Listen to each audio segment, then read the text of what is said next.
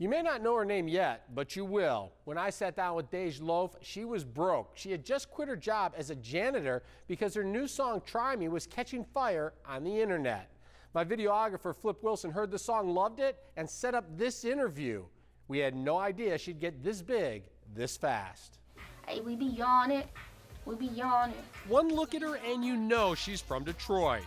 Dej Loaf's hit song, Try Me, contrasts her sweet, soft-sounding voice and her wicked, violent lyrics about life in Detroit's neighborhoods. Yeah, I get a rush from this. You can't get mad at the truth, and these things will happen, or they can happen. They are happening. I woke up like this.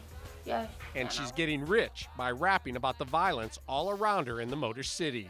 She just signed a multi-million-dollar recording deal with Columbia Records. She tells me she feels conflicted about portraying Detroit in a negative light.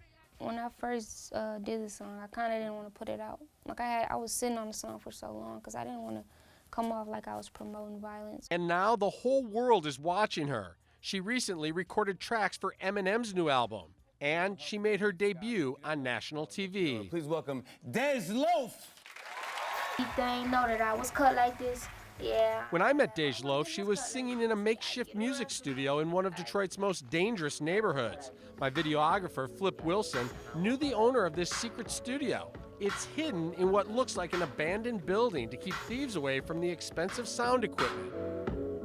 At the time, Dej Loaf had no record deal, no money, and no job.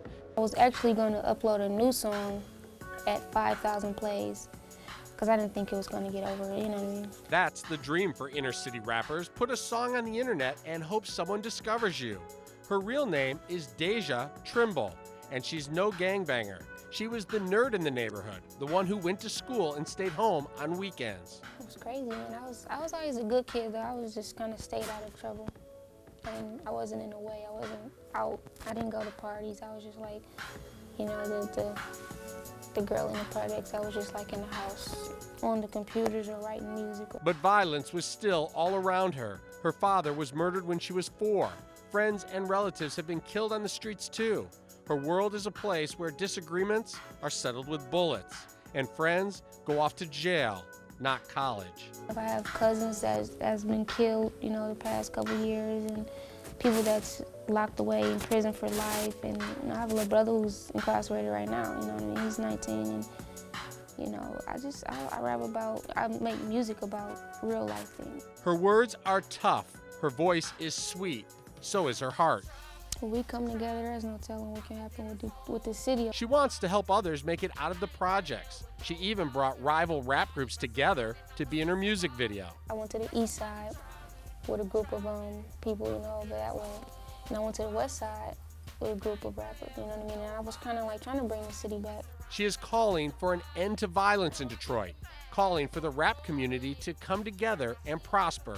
Everybody can, you know, eat off this plate if y'all want to. Like, I'm willing to share. I'm willing to bring the city together, man. And when they make it, remember where they came from and give back. Detroit, what up? She says she doesn't think the money is going to change her, but it will make her life much more comfortable. She's currently out shopping for a new home for her mother. Kevin Dietz, Local 4.